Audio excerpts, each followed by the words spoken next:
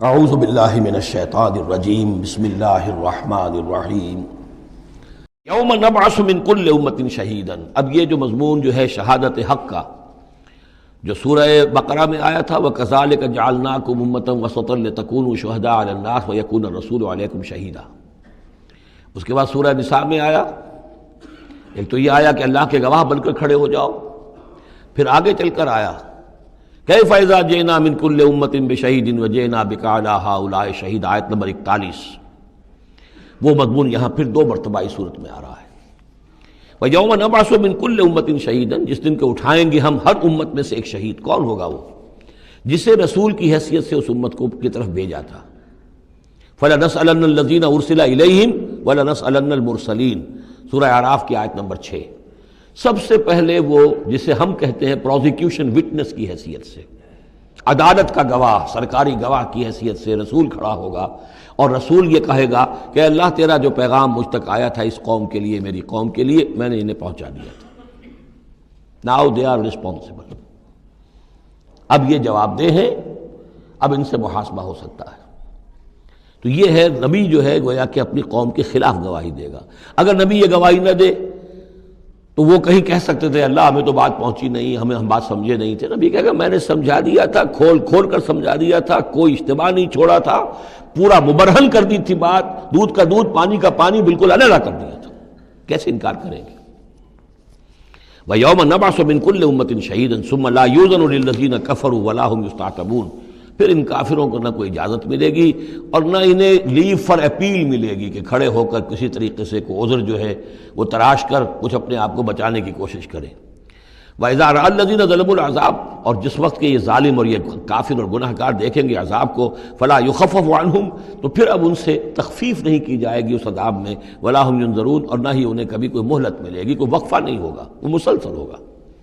وَإِذَا رَأَى الَّذِينَ أَشْرَكُوا شُرَكَاءَهُمْ، اور جب وہ دیکھیں گے مشرک لوگ اپنے شرکاء کو، وہ جا رہے ہیں عبد القادر جیلانی جن کے نام کی دہائی ہم دیا کرتے تھے، قالوا ربنا هؤلاء شركاؤنا، اب ظاہر بات ہے ان کا رتبہ بلند ہوگا آخرت میں، وہ اللہ کے ولی ہیں، یا حضرت عیسیٰ ہوں گے اللہ ہم اس کو پوجا کرتے تھے، ہمارا خیال تو یہ تھا کہ وہ سولی چڑھ کر ہماری طرف سے کفارہ بن ہی چکا ہے، یہ عیسیٰ جو ہے ہم نے تو اس کو پوجا تھا۔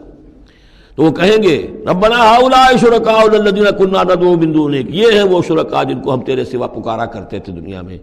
فالقوا اليهم القول انكم لكاذبون، تو وہ مقدس ہستیاں یہ کہیں گی تم جھوٹ بول رہے ہو، بکواس کر رہے ہو، تمہارا ہم سے کوئی تعلق نہیں۔ یہ پہلے بھی آ چکا ہے کہ ہم تمہاری عبادت سے اور تمہاری ساری چیخ پکار سے ہم بالکل غافل ہیں، ہمیں کچھ پتہ نہیں تم کیا کرتے رہے ہو، ہمارا کوئی تعلق تم سے نہیں۔ فَأَلْقَوْا إِلَيْهِمُ الْقَوْلَ إِنَّكُمْ لَكَاذِبُونَ، تم جھوٹے ہو۔ وَأَلْقَوْا إِلَى اللَّهِ يَوْمَئِذٍ السَّلَامَ، اور وہ سب کے سب اس روز اللہ کے سامنے اپنی اطاعت اور عاجزی پیش کر رہے ہوں گے۔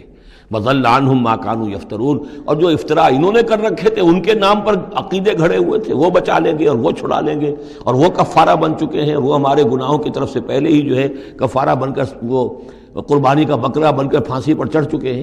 تو یہ ساری چیزیں ضل عنہم، وہ سب کی سب جو ہیں وہ تو ان کے ہاتھوں سے گم ہو جائیں گے، ہاتھوں کے طوطے اڑ جائیں گے۔ الذین کفروا وصدوا عن سبیل اللہ زدناہم عذابا، وہ لوگ جنہوں نے کفر کیا اور نہ صرف خود کفر کیا، لوگوں کو روکتے رہے اللہ کے راستے سے، زدناہم عذابا فوق العذاب، ہم تو ان کے عذاب میں تو اور اضافہ کرتے چلے جائیں گے۔ بما کانوا یفسدون، بسبب اس شرارت کے جو وہ کرتے تھے، سازشیں کرتے تھے، لوگوں کو ورگلاتے تھے، اس راستے پر جانے سے روکتے تھے۔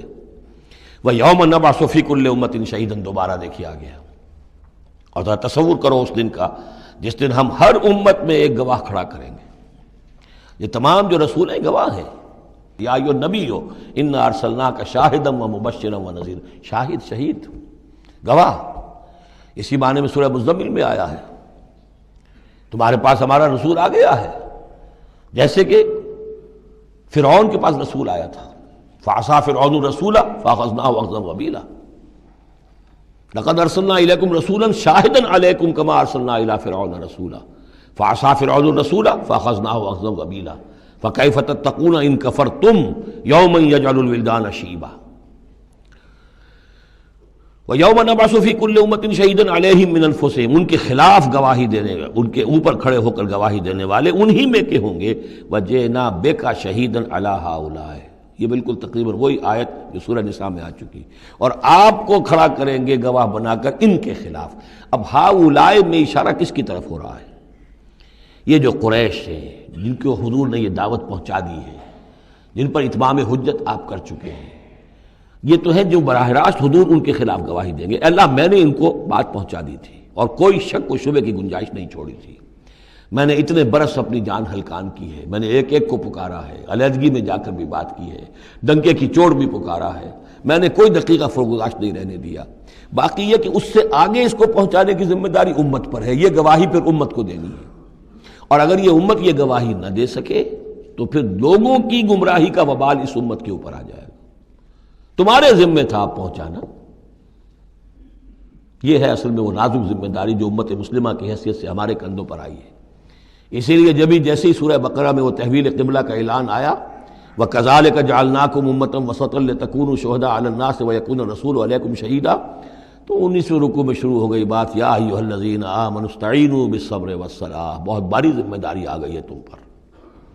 ان اللہ مع الصابرین ولا تقولوا لمن يقتل في سبيل الله اموات بل احیاء ولكن لا تشعرون، وہ ساری ذمہ داریاں ہیں۔